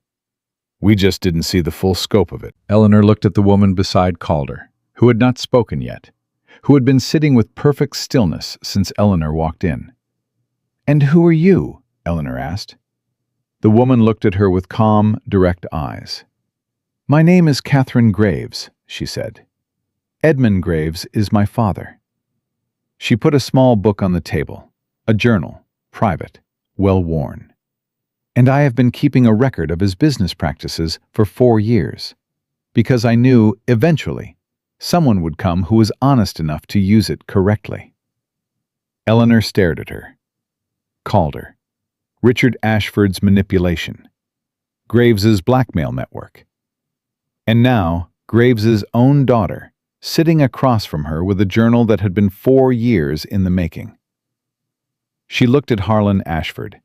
He looked at her with the expression of a man who had also, approximately 3 hours ago, had the ground shift under him and had made the decision to keep standing anyway. "How much is in the journal?" Eleanor asked. Everything, Catherine Graves said simply. Every payment, every name, every piece of false evidence my father created or commissioned. She paused. Including the original order to forge your father's documents. Including the name of the forger.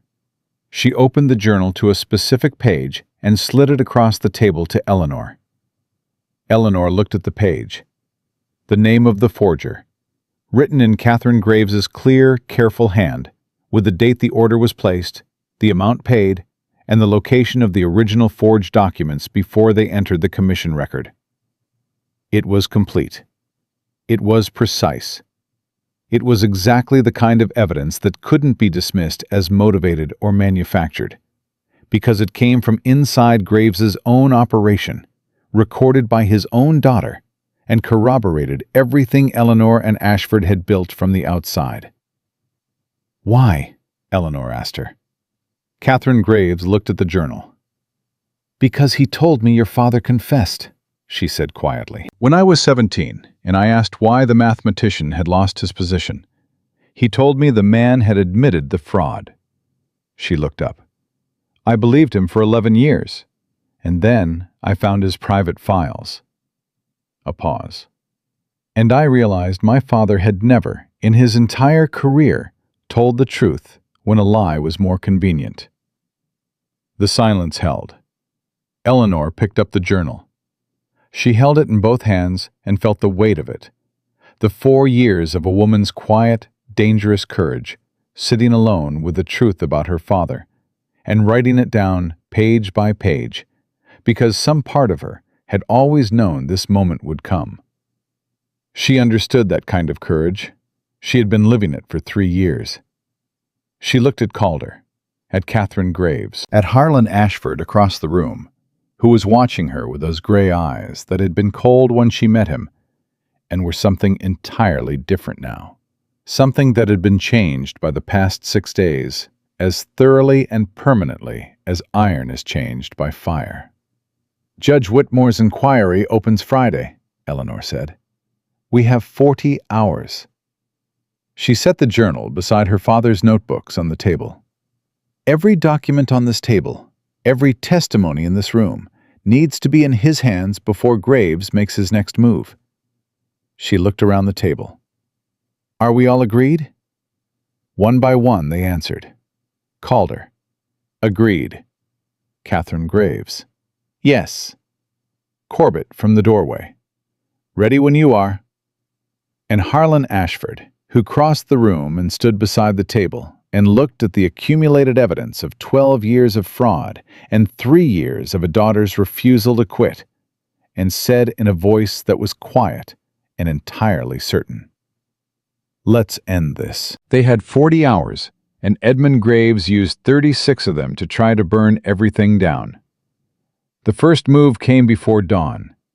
A letter delivered to Judge Whitmore's home, unsigned, precise, and very clearly composed by someone who understood legal language, claiming that the documents submitted to the sealed inquiry had been obtained through theft from a federal archive and were therefore inadmissible as evidence.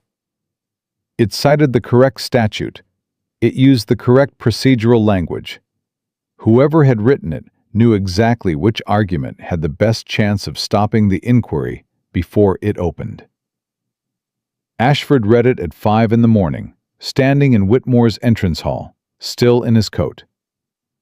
He has a lawyer inside the Commerce Department, Ashford said. Whitmore, 70 years old, steady as bedrock, with a particular calm of a man who has seen every variety of legal manipulation and is tired of being surprised by none of them, looked at the letter over his reading glasses.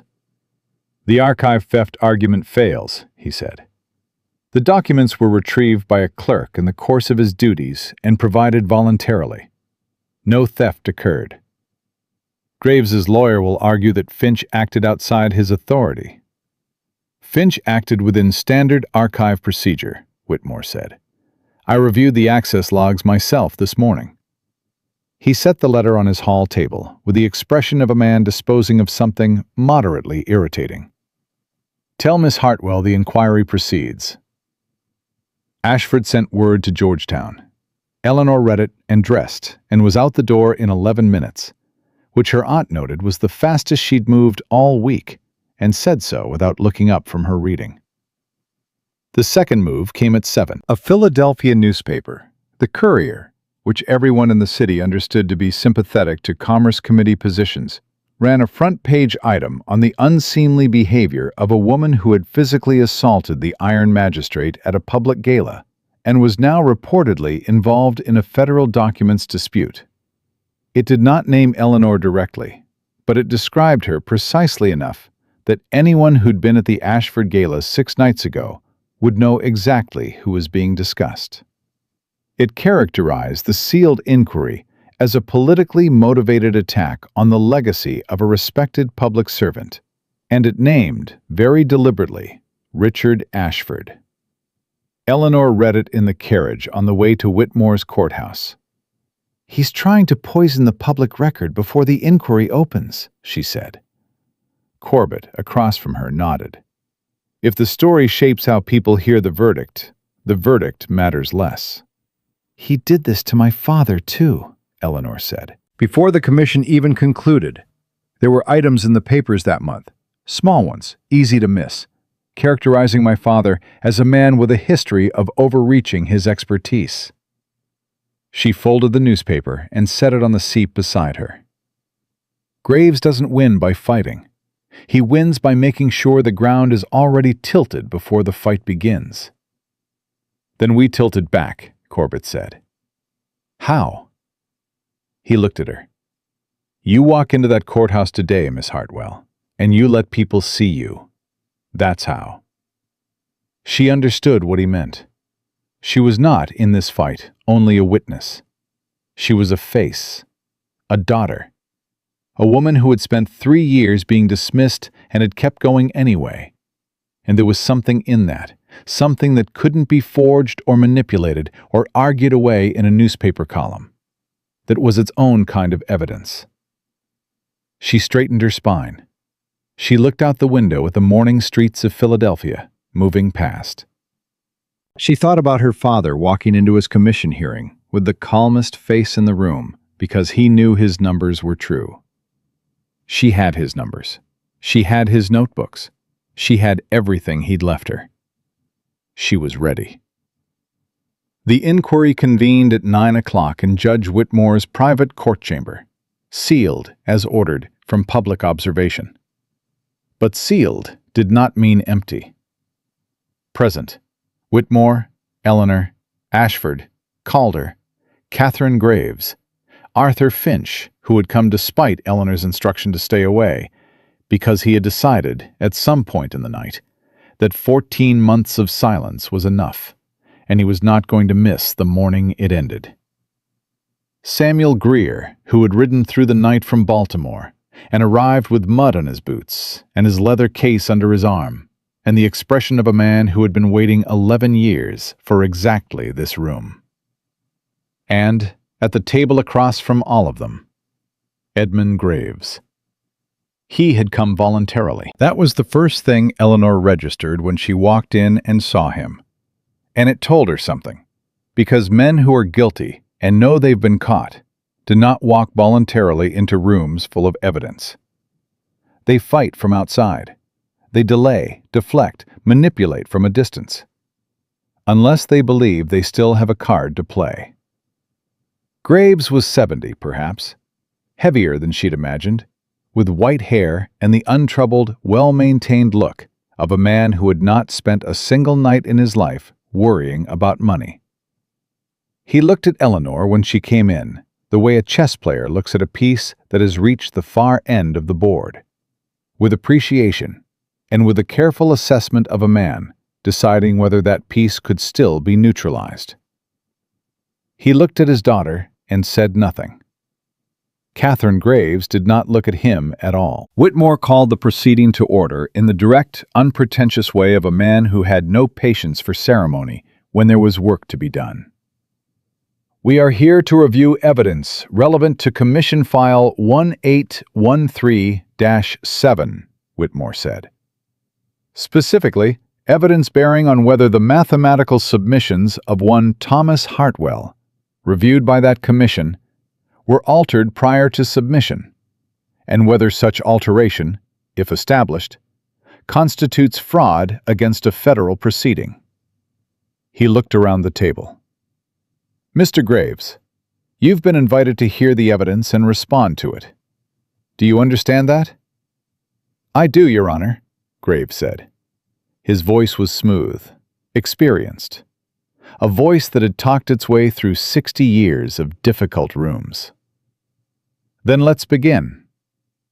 Eleanor presented first. She laid it out the way her father would have. The mathematics first, clean and unambiguous.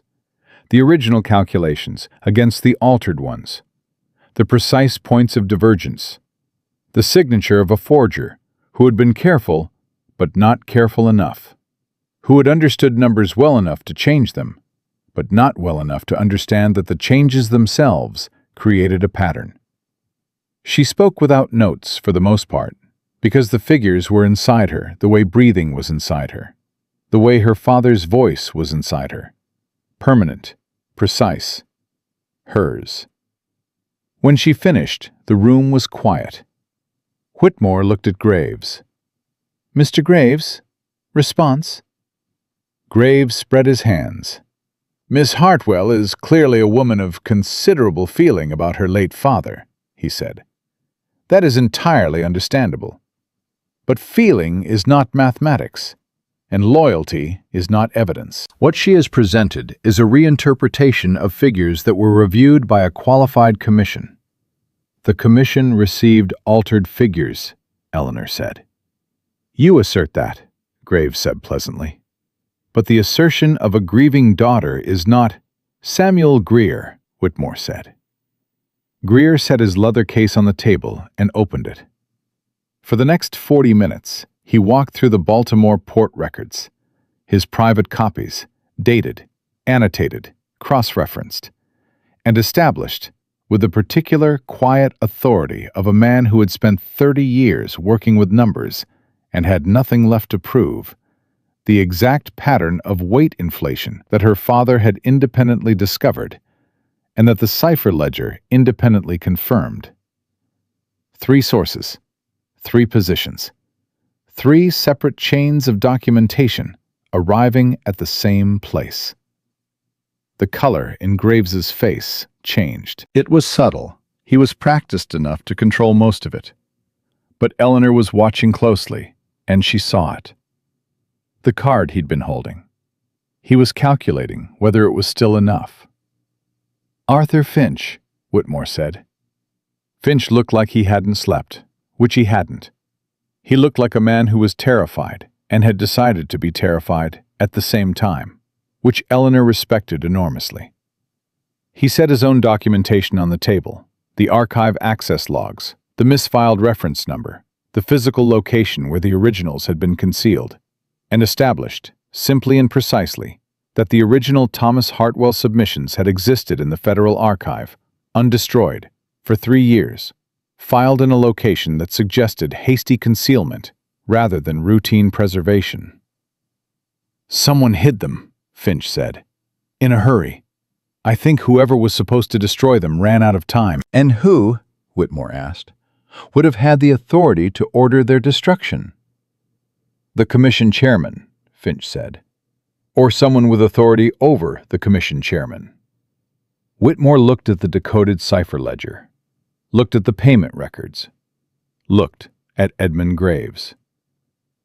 Mr. Graves, he said, I'm going to give you an opportunity that the law does not require me to give you. I'm going to ask you directly. Did you commission the alteration of Thomas Hartwell's mathematical submissions to Commission File 1813-7? The room held its breath.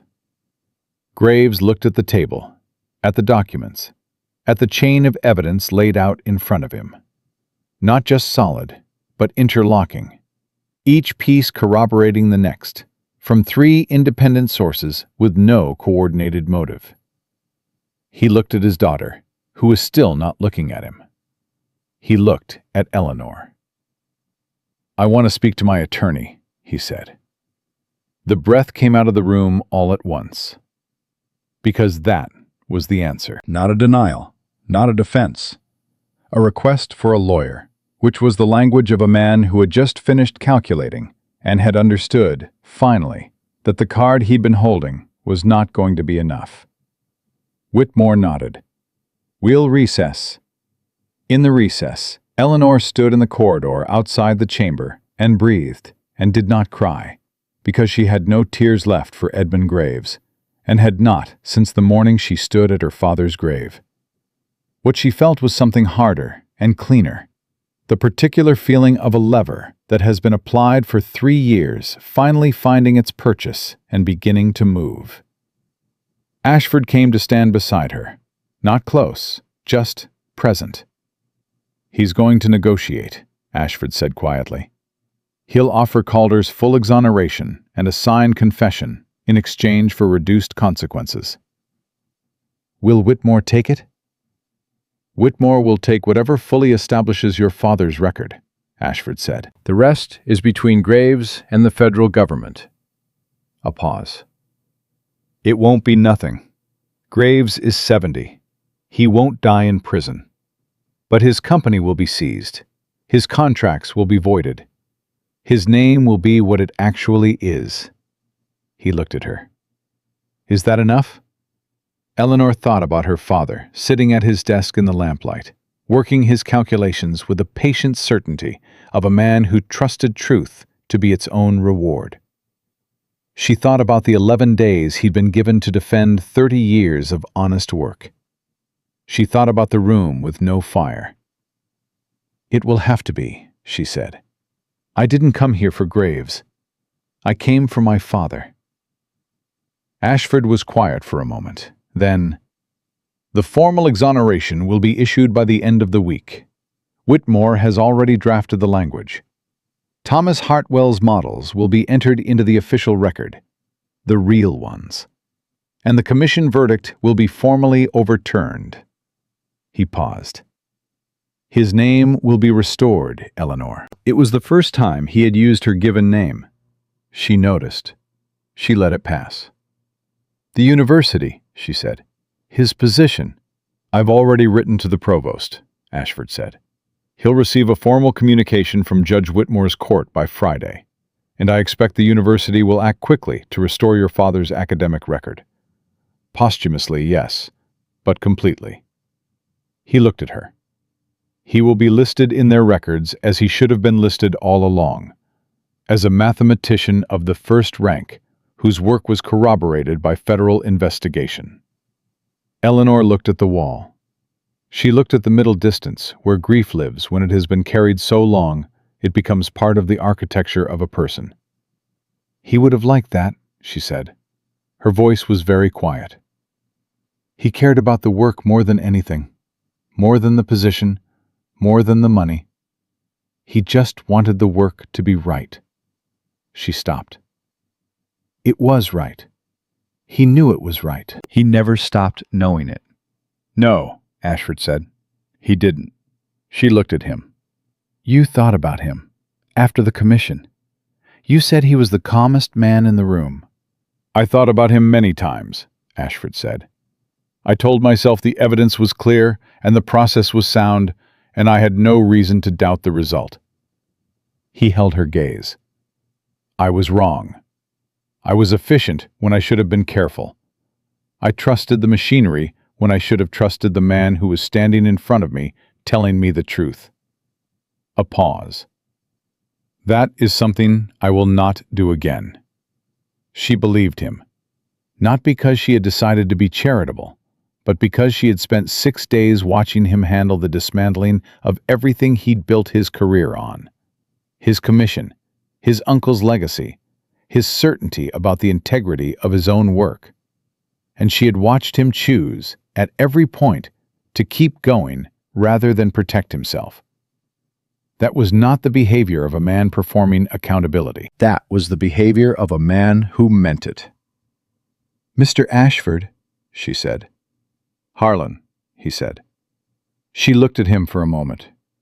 "Harlan." She tested the word. It felt less foreign than she'd expected. What happens now? To you? What do you mean? Your uncle's name, she said. The connection to the commission. The newspaper will run something. It already has, essentially. People will ask how the Iron Magistrate chaired a fraudulent commission and didn't know. They'll ask, he said, and I'll answer. He said it without defensiveness. I've been thinking about this since you put Richard's name on the desk in front of me. I can spend the rest of my career managing the narrative, protecting his legacy, hedging, qualifying, suggesting he was manipulated rather than complicit. He paused. Or I can do what your father did. Say the true thing plainly and stand behind it. He met her eyes. Richard Ashford was involved in a fraud that destroyed an innocent man. I chaired the commission that enabled it, without knowing what I was enabling. Both of those things are true. I intend to say so publicly, clearly, and without qualification. Eleanor looked at him. That will cost you, she said. Probably, he said. Some people will use it against me. Some people will look for excuses to discount the inquiry because of my family connection. He straightened slightly. But the evidence will be on record. Your father's name will be on record. And the truth has a way of being heavier than the people trying to bury it. She almost smiled at that. My father said something like that once. I know, Ashford said. He said it to me. In 1809, in a session about trade cipher patterns, when I asked him what he did when the numbers came out to something inconvenient. He looked at her. He said, the truth has weight. You can move it, but you can't make it lighter. It will always press down on whatever you try to put over it. Eleanor stood very still. He had been carrying her father's words for 7 years. He had carried them through the commission, through 3 years of not knowing what he'd done, through 6 days of having it all pulled into the light. He had carried them, and he was standing here, saying them back to her as though he understood, truly understood, what they cost to say and what they meant to keep. The chamber door opened. Corbett stood in the frame. Graves's attorney is ready, he said. Whitmore is calling everyone back. The next 3 hours were the legal architecture of an ending. Graves confessed, formally, on the record, in language his attorney had negotiated, but that was, in its essentials, complete. He had commissioned the alteration of Thomas Hartwell's submissions. He had arranged for the commission to be stacked through Richard Ashford, who had agreed because Graves had leverage over him. A different fraud, an older one, buried in the same Easton Port records that had consumed the last years of Thomas Hartwell's life. He had paid 3 commission members. He had orchestrated the misfiling of the originals, intending them to be destroyed and running out of time. He had, for 12 years, maintained a network of false documents and manufactured leverage against anyone who knew too much. Catherine Graves's journal corroborated every word. When it was done, when Whitmore had read the confession into the sealed record and set the terms of Graves's cooperation, the chamber was quiet in the particular way of a room where something very heavy has been set down. Eleanor sat with her father's notebooks in her hands and looked at the table. She had walked into a ballroom 7 days ago with a borrowed gown and one good hand and the accumulated fury of 3 years, and she had slapped the most feared man in Philadelphia in front of 200 witnesses. She had decoded a cipher in 4 minutes. She had walked into a government archive with a 3-word phrase and walked out with the truth. She had run from men with warrants and ridden to Baltimore in the dark, and sat across from Edmund Graves and watched him confess. She had done what she came to do. Thomas Hartwell's name was going back on the record, the real record, the right one. beside the work he had actually done, the calculations that had been flawless and honest and true, the models that had predicted exactly what he said they would predict, the mind that had never, in 63 years of living, told a dishonest figure. She breathed. One full breath. Her father's particular kind, slow from the bottom, like a man settling into a calculation he was confident about. "Miss Hartwell." She looked up. Whitmore was looking at her from the head of the table, with the expression of a man who had spent 50 years on the bench and had not often seen what he had just watched unfold. "Your father's work will be entered into the congressional record," he said. "Not as exonerated, not as rehabilitated, as correct." He paused. "There is a difference. Exoneration suggests doubt that was resolved. Correct means he was right, and the record should always have said so." He looked at her over his glasses. "It will say so now." Eleanor held his gaze. "Thank you, Your Honor," she said. It was the last official thing she said in that chamber. Outside, afterward, Philadelphia went on being Philadelphia. Cold, noisy, indifferent in the magnificent democratic way of a city that has too much happening to stop for any single story, no matter how significant. People walked past on the street below the courthouse steps without knowing that anything had changed. The Courier was still printing its morning edition. Graves Shipping Company was still running its routes. The world did not pause to mark what had been done. But something had changed, something permanent and unretractable. Corbett said his goodbyes with the efficiency of a man who communicates respect through competence. A nod, a handshake, a look at Eleanor that contained more than most people's speeches. Then he was gone. Calder stopped on the steps and looked at Eleanor with the particular expression of a man settling a debt he knows he can't fully repay. "I will do what I can," he said. "From my committee. For the record." "My father's models," Eleanor said. "The original ones. If you read them, I mean actually read them, the real figures, you'll find they still hold. The trade flow analysis is 12 years old, and it still holds." She met his eyes. They were good enough to be worth destroying. They're good enough to be worth implementing. He looked at her for a moment.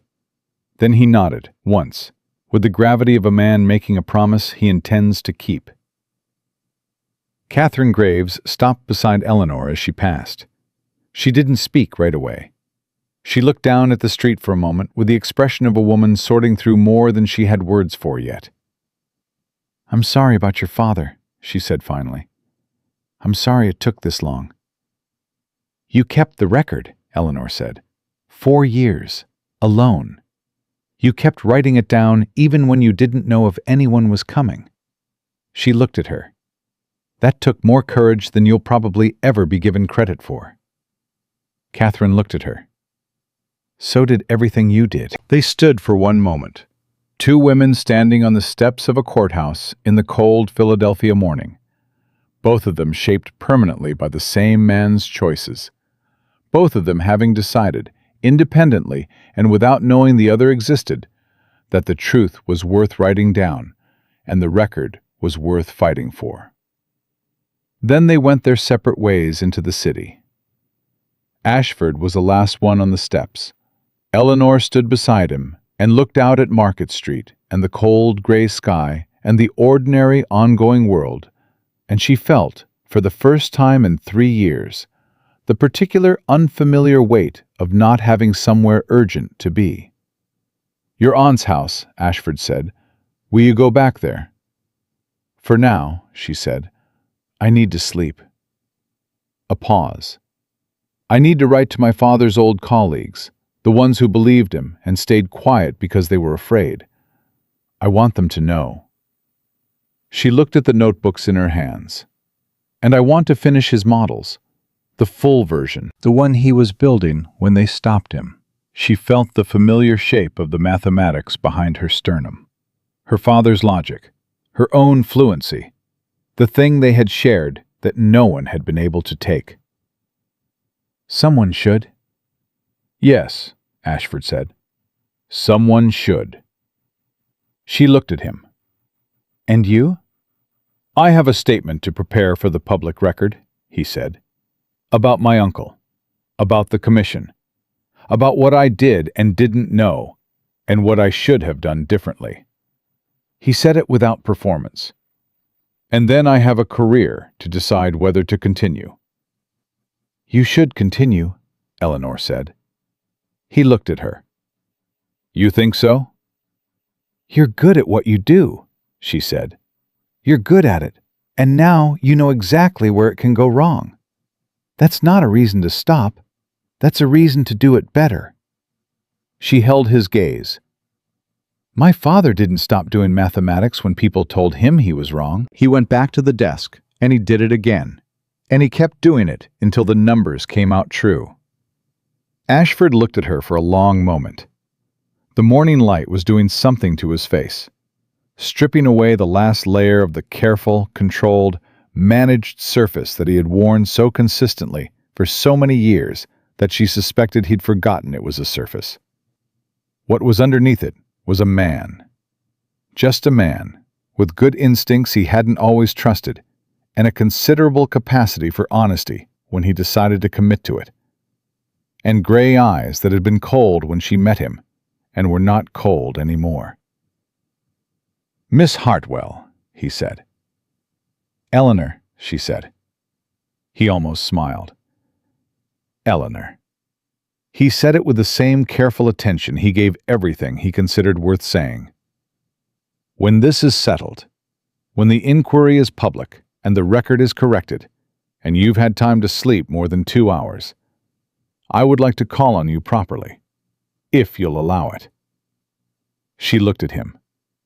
Properly, she said. Properly, he confirmed. Without warrants and ciphers and men following our carriages to Baltimore? She considered him. This man who had chaired the commission that destroyed her father, and then spent 6 days methodically dismantling his own assumptions to correct it. This man who had recognized her father's handwriting in a military cipher session in 1809 and kept it for 7 years. This man who had sat across a desk from her at 1 a.m. and said, "Your father's calculations were flawless." With the plain weight of someone saying something they meant, she thought about what it meant to trust someone, not because you had decided to, but because they had given you the evidence and let you draw your own conclusion. 8 o'clock, she said. Use the front entrance this time. He laughed, low, surprised, real, the same laugh she'd startled out of him 7 days ago in the private study, the one that had lasted half a second and changed everything she thought she understood about him. 8 o'clock, he said. She walked down the courthouse steps with her father's notebooks under her arm, into the noise and cold and ordinary ongoing life of Philadelphia. And Thomas Hartwell's name was on the record where it had always belonged. And the truth was doing what her father had always said it would do, pressing down, heavy and permanent and unmovable, on everything that had tried to cover it. Eleanor Hartwell had walked into a ballroom with a borrowed gown and 1 good hand and 3 years of fury. And she had not stopped walking until justice answered. Her father's name was clean, and no one, not Graves, not Calder, not a newspaper column or a fraudulent commission or 12 years of deliberate silence, would ever make it dirty again.